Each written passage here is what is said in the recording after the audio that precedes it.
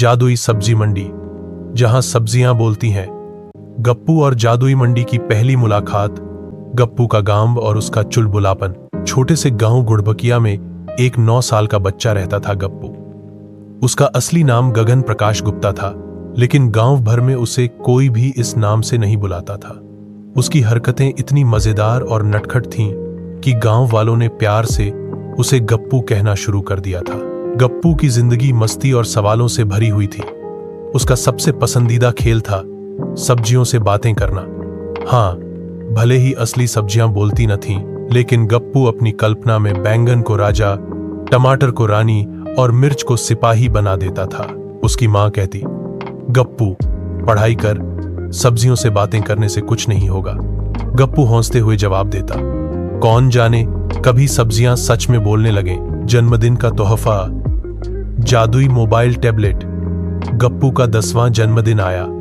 पिताजी शहर से एक टैबलेट लेकर आए। गप्पू तो खुशी से झूम गया। ये क्या है? गप्पू ने चमकते हुए डब्बे को देखा। पिताजी ने कहा, टैबलेट है बेटा, अब इसमें पढ़ाई भी कर और मस्ती भी। गप्पू तो जैसे किसी जादुई दुनिया में पहुंच गया। लेकिन असली चमत्कार तो रात को हुआ। उसने टैबलेट ऑन किया। अचानक एक अजीब सा एप्लीकेशन दिखा, सब्जी बोलो ऐप। गप्पू ने उत्सुकता से उसे क्लिक किया। स्क्रीन पर लिखा आया, इस ऐप के जरिए आप असली सब्जियों से बात कर सकते हैं, बस सब्जी के पास टैबलेट ले जाइए। गप्पू चौंका, क्या ये मजाक है? पर क्या मजाक? उसने वही किया जो लिखा था। प्याज की पहली बात, मुझे मत छीलो, मुझे ठंड लगती है। गप्पू दौड़ा रसोई की तरफ। मां आलू प्याज काट रही थी। वो टैबलेट को प्याज के पास ले गया और चमत्कार, एक धीमी सी आवाज आई, हाय राम, मुझे मत छीलो, मुझे ठंड लगती है। गप्पू की आंखें फैल गईं और मुंह खुला का खुला रह गया। क्या तुमने कुछ कहा? हाँ, अब तुम मुझे सुन सकते हो। धन्यवाद इस टैबलेट का, लेकिन मेरी परतें मत उतारो, मैं शर्मीला हूं। गप्पू चीखा, मां, प्याज बोल रहा है। मां ने उसे घूरा, फिर से फालतू मजाक कर रहा है। लेकिन अब गप्पू को यकीन हो गया था, कुछ तो जादू है इस टैबलेट में। मंडी का सफर, जहां सब्जियां जिंदा हैं। अगले दिन गप्पू गांव की सबसे बड़ी सब्जी मंडी गया। उसने टैबलेट बैग में रखा और निकल पड़ा। सब्जी मंडी की भीड़ में आवाजें गूंज रही थीं, टमाटर ले लो टमाटर, भिंडी हरी भरी भिंडी, धनिया ताजा है, बिल्कुल ताजा। गप्पू ने अपना टैबलेट निकाला। उसने धीरे से बैंगन के ढेर की ओर टैबलेट किया और अचानक टैबलेट स्क्रीन पर एक आवाज गूंजी, अरे बच्चा, जरा धीरे, कोई हमें रोज धक्का देता है, कभी आराम नहीं। गप्पू दंग रह गया। फिर टमाटर बोला, भाई साहब, मैं सुबह से धूप में पक गया हूं। भिंडी ने कहा, मैं तो नाचना चाहती हूं, कोई मुझे डांस करवाए। गप्पू हंसी से लोटपोट हो गया। प्याजू बाबा से मुलाकात। सबसे बूढ़ा प्याज। जैसे ही गप्पू टैबलेट लेकर मंडी के कोने की तरफ गया, वहां प्याज की एक बड़ी बोरी थी। उसमें सबसे ऊपर रखा था प्याजू बाबा। बच्चा, तू वो है जो सब्जियों की आवाज सुन सकता है? हाँ बाबा, मैं गप्पू हूं। तो सुन, ये मंडी अब पहले जैसी नहीं रही। रसायन, मिलावट और लालच से सब्जियां परेशान हैं। गप्पू ने पूछा, तो मैं क्या कर सकता हूं? प्याजू बाबा ने गंभीर स्वर में कहा, तू ही इस मंडी का वेजिटेबल हीरो बन सकता है, सब्जियों को बचा सकता है, लेकिन तुझे एक बड़ा राज जानना होगा। गप्पू उत्साहित हुआ। कैसा राज? उस मंडी के अंदर एक गुप्त दरवाजा है, सब्जी सभा। वहां सब्जियां अपनी मीटिंग करती हैं। अगर तुझे अंदर जाना है तो सबसे पहले तुझे हमारा विश्वास जीतना होगा। सब्जी परीक्षा, हौंसी, होशियारी और दिल। अब सब्जियां गप्पू को एक एक कर टेस्ट देने लगी। 1. भिंडी का नृत्य सवाल, अगर मैं डांस करूं, क्या तुम मेरे लिए म्यूजिक बनाओगे? गप्पू ने तुरंत मोबाइल पर भिंडी मस्तानी नाम से गाना चला दिया। भिंडी झूमने लगी। तू तो सच में कलाकार निकला। 2. टमाटर का सवाल, अगर कोई मुझे सॉस में बदलना चाहे, क्या तुम मुझे बचाओगे? गप्पू बोला, बिल्कुल, तुम राजा हो इस मंडी के, कोई तुम्हारा रस नहीं निकाल सकता। 3. लौकी का सवाल, लोग मुझे सबसे बोर सब्जी समझते हैं, क्या तुम मेरा सम्मान करोगे? गप्पू बोला, लौकी राजा है, सेहत की जान है। सब्जियां हंसी से झूम उठी। गप्पू ने उनका दिल जीत लिया। गुप्त सभा में प्रवेश प्याजू बाबा बोले, अब तुझे वो जगह दिखाई जाएगी जहां आज तक कोई इंसान नहीं गया। सब्जियों ने एक जादुई मंत्र बोला। भिंडी बोले, लौकी बोले, मंडी का द्वार अब खोल दे। धीरे धीरे एक बोरी के पीछे जमीन कांपी और एक सीढ़ियां प्रकट हुई। गप्पू नीचे उतरता गया। एक रोशनी भरा विशाल कमरा, रंग बिरंगी सब्जियां, राजा बैंगन, मंत्री टमाटर, नर्तकी भिंडी, गणना मंत्री लौकी, सभी अपने सिंहासन पर बैठे थे। गप्पू को देखकर सभी बोले, स्वागत है सब्जी मित्र, अब तुम्हारे हाथ में है मंडी का भविष्य। प्याजू बाबा की भविष्यवाणी और मंडी का संकट इससे पहले के भाग में आपने पढ़ा। गप्पू को टैबलेट मिला जिससे वो सब्जियों से बात करने लगा और सब्जियों की अनोखी दुनिया से उसका रिश्ता बन गया। सब्जियां जो करती थी मीटिंग, अब गप्पू का रोज का रूटीन यही हो गया था। सुबह उठकर सबसे पहले मंडी जाना, फिर अपनी टैबलेट निकालकर सब्जियों से बात करना। धीरे धीरे वह मंडी की हर सब्जी का दोस्त बन गया। आलू दादा अपनी जमीन के किस्से सुनाते, टमाटर मस्ती करता और हरी मिर्च चटपटी बातें करती। एक दिन मंडी के बीचों बीच एक गंभीर मीटिंग बुलाई गई। सभी सब्जियां चुपचाप लाइन में बैठी थीं। गप्पू को बुलाया गया। आज हमें एक खास बात करनी है, गाजर दीदी ने कहा। हाँ, और वो बात तुम्हारे बिना अधूरी है, आलू दादा बोले। गप्पू हैरान, क्या हुआ, कोई परेशानी है? प्याजू बाबा का रहस्य। तभी मंडी के कोने से एक धीमी सी आवाज आई, बच्चा सही समय पर आया है। गप्पू ने देखा, एक झुर्रियों वाला बड़ा सा प्याज, लंबी दाढ़ी और छड़ी के सहारे धीरे धीरे चलते हुए मंच पर आ रहा था। यह है प्याजू बाबा, भिंडी ने फुसफुसाकर कहा, हमारे मंडी के सबसे बुद्धिमान और अनुभवी सब्जी बाबा। प्याजू बाबा ने गंभीर आवाज में बोलना शुरू किया। बहुत पहले की बात है, जब मंडी में रसायनों का कहर नहीं था, हम सब ताजगी से भरपूर होते थे। लेकिन अब एक खतरा मंडरा रहा है। गप्पू चौंक पड़ा। कैसा खतरा बाबा? खतरनाक दवा और मुनाफाखोर व्यापारी, प्याजू बाबा बोले। गप्पू, मंडी में आने वाली सब्जियों को अब जहरीली दवाइयों से पकाया जा रहा है। किसान और व्यापारी मुनाफा कमाने के लिए जहर डालकर सब्जियां उगा रहे हैं। अगर यही चलता रहा तो हम सब्जियां धीरे धीरे मर जाएंगी और इंसानों की सेहत भी खराब हो जाएगी। गप्पू को यकीन नहीं हो रहा था, लेकिन तभी बैंगन बोला, हमारे कुछ दोस्त तो अब बोल भी नहीं पा रहे, उनमें जान ही नहीं रही। टमाटर फूट फूट कर रो पड़ा। मेरे छोटे भाई छोटू टमाटर को परसों ही रासायनिक स्प्रे से मार दिया गया, वो अब कुछ नहीं बोलता। गप्पू की आंखें भर आई। योजना, जैविक सब्जी मिशन। गप्पू बोला, नहीं, मैं ये नहीं होने दूंगा। प्याजू बाबा, बताइए मैं क्या करूं? प्याजू बाबा बोले, हमें एक ऐसी टीम बनानी होगी जो किसानों और गांव वालों को समझाए कि जैविक ऑर्गेनिक खेती ही सच्चा रास्ता है और इस काम में सिर्फ तुम मदद कर सकते हो। गप्पू ने कमर कस ली। मैं करूंगा बाबा, लेकिन अकेला नहीं, सब मिलकर करेंगे। गाजर दीदी ने बोला, तो हम सब्जियां भी तैयार हैं। सब्जी रक्षक टीम की शुरुआत गप्पू ने अपने कुछ स्कूल के दोस्तों को बुलाया।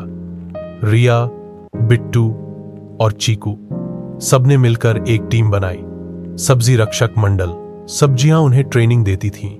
भिंडी, लोगों को बताओ कि टॉक्सिन्स क्या होते हैं। लौकी, जैविक खाद बनाना सिखाओ। प्याजू बाबा, पुराने जमाने की खेती की तकनीकें बताओ। गप्पू और उसकी टीम गांव जाकर नुक्कड़ नाटक करती, गाना गाकर सबको समझाती, यह जहर से भरपूर ना खाओ, खेतों में जहर ना फैलाओ, जैविक खेती अपनाओ, सेहतमंद बन जाओ। सब्जी विरोध प्रदर्शन। एक दिन मंडी में एक व्यापारी आया जो सब्जियों पर फिर से स्प्रे करने लगा, लेकिन तभी बोलने वाली सब्जियां एक साथ चिल्लाईं, रुको। व्यापारी घबरा गया। अरे बाप रे, ये सब्जियां बोलती हैं। गप्पू दौड़ता आया। अब ये चुप नहीं रहेंगी। अगर आप इन पर जहर डालोगे तो ये आपको सबके सामने जलील कर देंगी। पूरा गांव इकट्ठा हो गया। लोगों ने देखा, सब्जियां सचमुच बोल रही थी। अब गांव वालों को यकीन हो गया कि ये कोई जादू नहीं बल्कि प्रकृति की चेतावनी है। मंडी की क्रांति गांव का प्रधान खुद आया और गप्पू को गले लगाकर बोला, बेटा तुमने कमाल कर दिया, अब हम सभी जैविक खेती ही करेंगे। प्याजू बाबा की आंखें भर आईं, अब हमें कोई खतरा नहीं। खुफिया प्रयोगशाला, मिर्ची गैंग और गप्पू का मिशन। गप्पू ने सब्जियों की मदद से पूरे गांव में जैविक खेती की मुहिम शुरू की और एक क्रांति ला दी। एक अजीब सपना, उस रात गप्पू को एक अजीब सपना आया। एक गहरी काली सुरंग, उसके अंदर एक बर्फीली प्रयोगशाला और वहां एक काली सब्जी खड़ी थी। काली, झुलसी हुई, लेकिन बोल रही थी, गप्पू मुझे बचा लो, मैं सबको खा जाऊंगी। गप्पू चीख कर उठ गया। नहीं, कौन थी वो? सुबह होते ही वो मंडी गया और प्याजू बाबा को सपना सुनाया। बाबा ने गंभीर होकर कहा, यह कोई सपना नहीं, एक चेतावनी है। मिर्ची गैंग फिर से सक्रिय हो चुकी है। मिर्ची गैंग कौन? प्याजू बाबा ने सबको इकट्ठा किया और बताया, कई साल पहले कुछ लाल मिर्चें जो तेज रसायनों में तैयार की गई थीं, बहुत जहरीली हो गईं। उनमें जहर इतना था कि वो खुद को मिर्ची गैंग कहने लगी।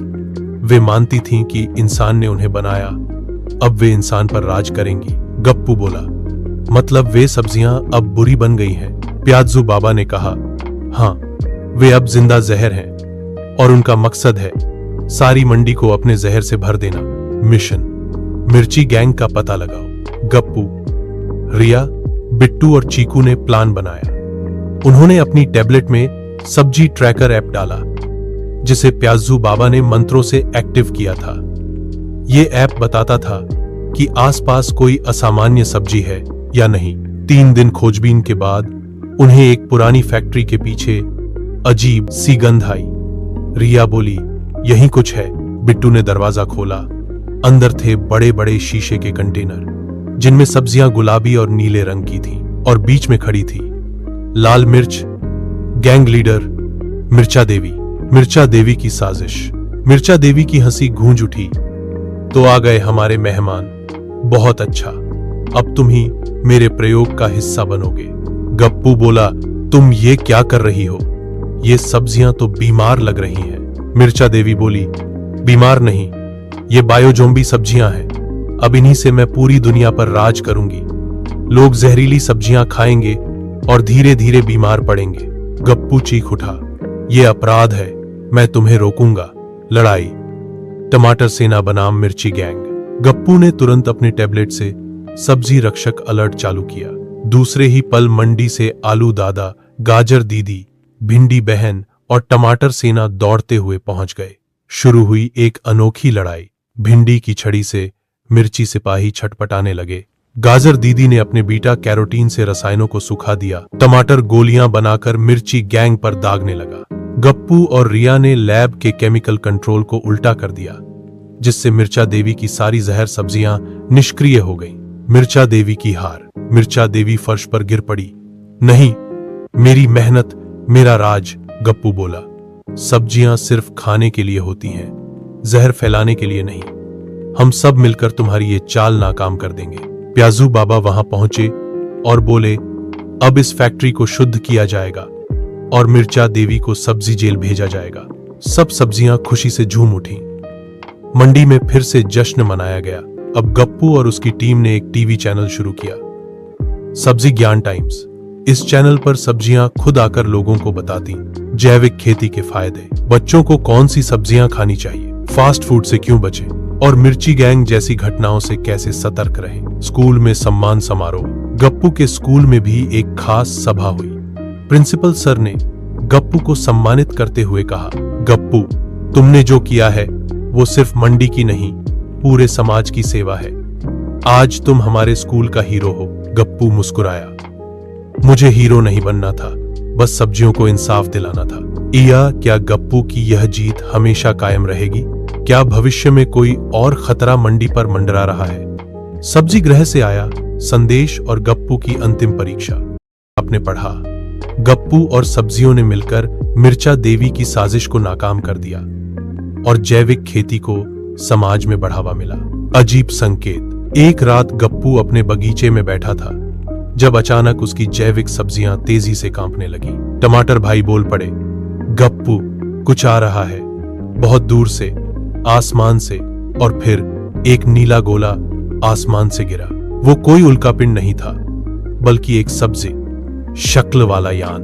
उससे बाहर निकले 3 चमचमाते जीव। वे थे ब्रोकली बौद्धिक, मटर मुनि और शकरकंद वैज्ञानिक। गप्पू और प्याजू बाबा चौंक गए। प्याजू बाबा बोले, ये तो सब्जी ग्रह के प्रतिनिधि हैं। सब्जी ग्रह की कहानी। ब्रोकली बौद्धिक ने कहा, हम एक दूर ग्रह से आए हैं। सब्जी लोग, लाखों साल पहले हमारी प्रजाति को पृथ्वी पर बोया गया था ताकि मनुष्य स्वस्थ रह सके, लेकिन अब इंसान रसायनों से हमारी आत्मा को मार रहा है। शकरकंद वैज्ञानिक बोले, हमने मिर्ची गैंग की सक्रियता को ट्रैक किया था, लेकिन हमने जो देखा उससे हम डर गए। इंसान अब प्लास्टिक सब्जियां बना रहा है जो सिर्फ दिखने में सुंदर हैं पर अंदर से जहर हैं। गप्पू बोला, तो अब क्या होगा? क्या हम पृथ्वी को बचा सकते हैं? मटर मुनि मुस्कुराए, हाँ, अगर तुम और तुम्हारे जैसे बच्चे आगे आएं और सबको समझाएं। गप्पू का मिशन 2, सब्जी सेना। अब गप्पू ने एक नया अभियान चलाया, सब्जी सेना। इसका उद्देश्य था हर गांव और स्कूल में एक जैविक बगीचा बनाना, बच्चों को सब्जियों की अहमियत समझाना, प्लास्टिक, फ्रूट और नकली सब्जियों से बचना, किसानों को रसायन मुक्त खेती के लिए ट्रेनिंग देना। रिया और बिट्टू ने ऐप बनाया, बोलती सब्जी ऐप, जहां बच्चे अपनी सब्जियों से सीधे बात कर सकते थे। विज्ञान और जादू का मिलन। गप्पू ने सब्जी मंडी में एक लैब बनाई जहां वो परखेगा कि कौन सी सब्जी कहां अच्छी उगती है और कौन सी मिट्टी रसायनों से कितनी दूर है। प्याजू बाबा बोले, तुमने विज्ञान और जादू को मिला दिया है गप्पू, यही है असली शिक्षा। लेकिन शांति कितनी देर? एक दिन जब सब खुश थे, तभी सब्जी टीवी पर एक ब्रेकिंग न्यूज आई। दक्षिण भारत के एक गांव में अजीब बीमारी फैल रही है, जहां सब्जियां खुद को इंसान मानकर चलने लगी हैं और इंसानों से बदला लेने लगी हैं। गप्पू के होश उड़ गए। ब्रोकली बौद्धिक ने बताया, लगता है सब्जी प्लांटिंग ए बॉट में कुछ गड़बड़ी हो गई है। वो अब खुद को भगवान मानने लगा है। गप्पू का निर्णायक निर्णय। गप्पू को अब सब्जियों की दुनिया में संतुलन बनाना था। उसे यह समझाना पड़ा कि अंतो सब्जियां इंसानों से श्रेष्ठ है, नहीं इंसान सब्जियों से। दोनों को साथ मिलकर धरती को स्वस्थ बनाना होगा।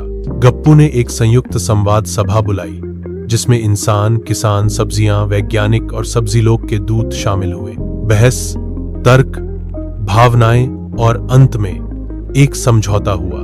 इंसान अब जैविक खेती अपनाएंगे। सब्जियां सिर्फ स्वास्थ्य के लिए होंगी, सत्ता के लिए नहीं। प्लास्टिक सब्जियों पर सख्त रोक लगेगी और स्कूलों में सब्जी संवाद कक्षा अनिवार्य होगी। गप्पू मंडी में बैठा था। हाथ में था एक पुराना बीज और पास में बैठा था प्याजू बाबा। गप्पू बोला, क्या सब ठीक हो जाएगा बाबा? बाबा बोले, जहां बच्चे जैसे तुम हो वहां हमेशा उम्मीद रहती है बेटा। सब्जियां मिलकर गाने लगी, हरी हरी जिंदगी। बोलती सब्जियां, हमें खाओ, हमें समझो, हमसे प्यार करो निया। गप्पू मुस्कुराया और अगला बीज धरती में रोप दिया।